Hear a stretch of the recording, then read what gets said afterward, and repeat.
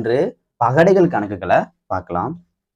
பகடைகள் கணக்குகள் பார்க்கறதுக்கு முன்னாடி உனக்கு என்ன விஷயம் தெரிஞ்சிருக்கணும் அப்படின்னா, ஒரு பகடையில எத்தனை முகங்கள் இருக்கு அப்படின்னு தெரிஞ்சிருக்கணும். ஒரு பகடையில நமக்கு எத்தனை முகம் இருக்கு?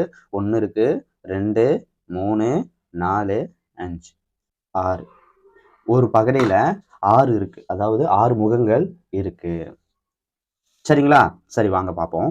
4 நிலைகள் கொண்ட கனசதுரம் கீழே கொடுக்கப்பட்டுள்ளது. 6க்கு எதிராக உள்ள எண்ணை காண்க. சரிங்களா? பகடைகள் கணக்குல கவனிக்க வேண்டிய விஷயத்த பார்த்துக்கோ. எதற்கு எதிராக கேட்கிறாங்க? சரியா? 4 நிலை கொடுத்துட்டாங்க அப்படின்னா எந்தெந்த பகடைகள்ல 6 இருக்குன்னு கவனிக்கணும். சரிங்களா? எத்தனை பகடைகள் இருக்கு பாருங்க. இந்த பகடையில இருக்கோ, இங்கேயும் இருக்கோ, இங்கேயும் இருக்கு. சரிங்களா? 3 பகடையில வந்துருச்சு அப்படின்னா கவனமா இருக்கணும். 3 பகடைகள் இருக்கு அப்படின்னா அந்த 3 பகடைகளிலும் விடுபட்ட எண்ணு தான் விடை. சரிங்களா? அது எப்படி சார் பார்க்கறதுன்னா பாருங்க. 6க்கு எதிர்பார்க்க தான் நம்ம கண்டுபிடிக்கிறோம். 1 இல்லை, 2 இருக்கு, 3 இருக்கு, 4 இருக்கு, 5 இருக்கு. நம்ம 6க்கு ஆப்போசிட் தான் கேட்குறாங்க. அப்போ இதில் விடுபட்ட எண் என்னவா இருக்கு? 1 விடுபட்ட எண்ணா இருக்கு. அப்போ நமக்கு இதுக்கான விடை என்ன? 1. சரிங்களா? புரியுதானே? புரியுதுங்களா? சரி, வாங்க செகண்ட் சம் பார்ப்போம்.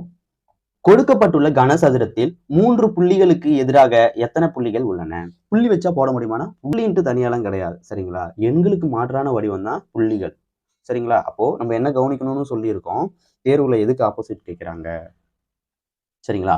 4 பகடைகள் கொடுத்ததால எங்கெங்கெல்லாம் 3 வருதுன்னு பார்க்கணும். 1, 2, 3 இடத்துல வந்துருச்சு அப்படின்னு நம்ம என்ன சொல்லியிருக்கோம்? அந்த 3 பகடைகளிலும் இல்லாத எண் தான் சொல்லியிருக்கோம். 3க்கு ஆப்போசிட்டுங்க.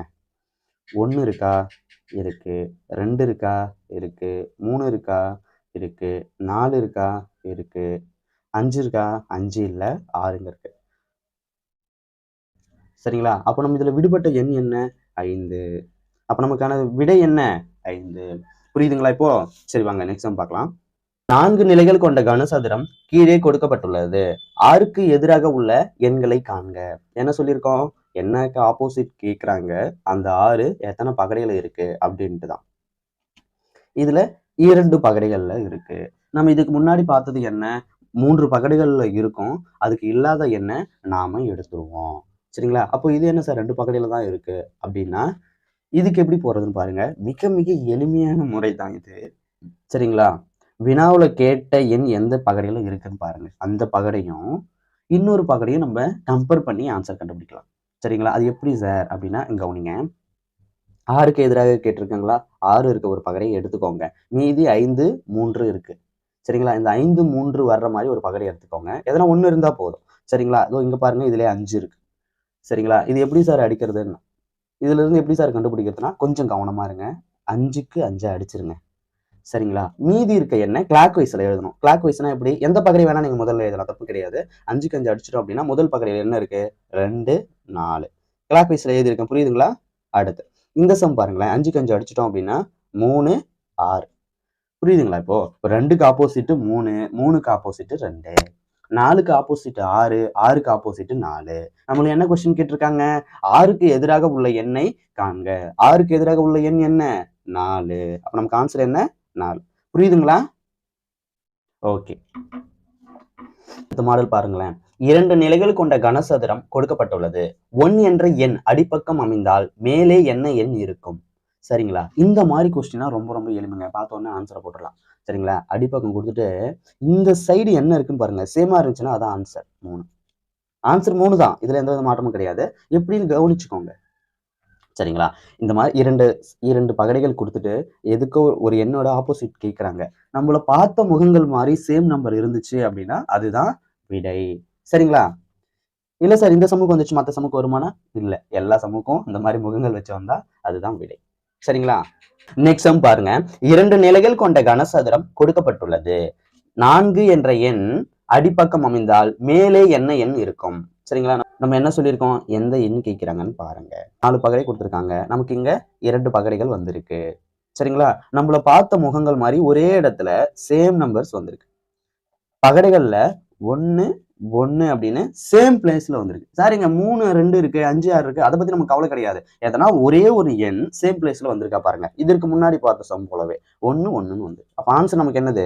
1. சரிங்களா? எல்லா வினாவுக்கும் இது வரும். சரிங்களா? பிராக்டிஸ் பண்ணுங்க.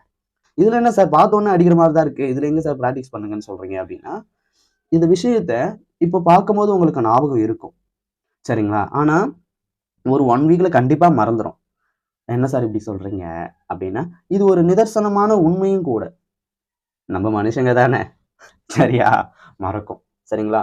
பிராக்டிஸ் பண்ணுங்க. அடுத்த வினா பாருங்களேன். 2 நிலைகள் கொண்ட கனசதுரம் கொடுக்கப்பட்டுள்ளது. 4 என்ற எண் அடிப்பக்கம் அமைந்தால் மேலே என்ன எண் இருக்கும்? சரிங்களா? 4 பகடைகள் குடுத்திருக்காங்க. 4 என்ற எண் எந்தெந்த பகடைகள்லாம் இருக்குன்னு பார்ப்போம். இங்க இருக்கு, இங்க இருக்கு. 2 பகடைகள்ல தான் இருக்கு. 2 பகடைகள்ல இருக்கும் பட்சத்துல, ஒரு இருக்கிற பகடைய ஒண்ணு எடுத்துப்போம். அதுல சேம் நம்பர் வந்து இன்னொரு பகடைகள் இருக்கான்னு பார்த்துட்டு, நம்ம கம்பேர் பண்ணுவோம் அப்படின்னு சொல்லியிருக்கேன். 4 தான் நமக்கு கேட்கிற வினாவும் கூட. 6, 5. 6, 5 எதுல இருக்கு? இதுல இருக்கு. சார் இத எடுத்துக்கலாம்னா, இதையும் எடுத்துக்கலாம். 6, 5 அடிச்சுட்டா 4க்கு ஆப்போசிட் 1. சரிங்களா? இப்ப இதுவும் நம்ம எடுத்துக்கலாமே. நான் வந்து அந்த கிளாக் வைஸ் எழுதுற மாரி உங்களுக்கு நான் சொல்லி தரேன் இல்லையா? அதனால இப்ப எப்படி எடுக்கிறோம்? 5க்கு 5 அடிச்சுட்டோம். மீதி எப்படி எழுத சொல்லியிருக்கேன்? கிளாக் வைஸ்ல. கிளாக் வைஸ்ல எழுதும்போது எப்படி வரும் பாருங்க. 6, 4. இந்த பகடையில எழுதும்போது என்ன வரும்? 2, 1. அப்ப 2க்கு ஆப்போசிட் எண் அப்போ அப்ப 4க்கு ஆப்போசிட் என்னவா? 1. சார் இப்ப இத கம்பேர் பண்ணா வருமானா பாருங்களேன். இதுவே இந்த பகடையில கம்பேர் பண்ணும்போது 5க்கு 5 அடிச்சிருவேன். 6க்கு 6 அடிச்சிருவேன். நமக்கு 4க்கு ஆப்போசிட் என்ன வருது? 1 வருது. சரிங்களா?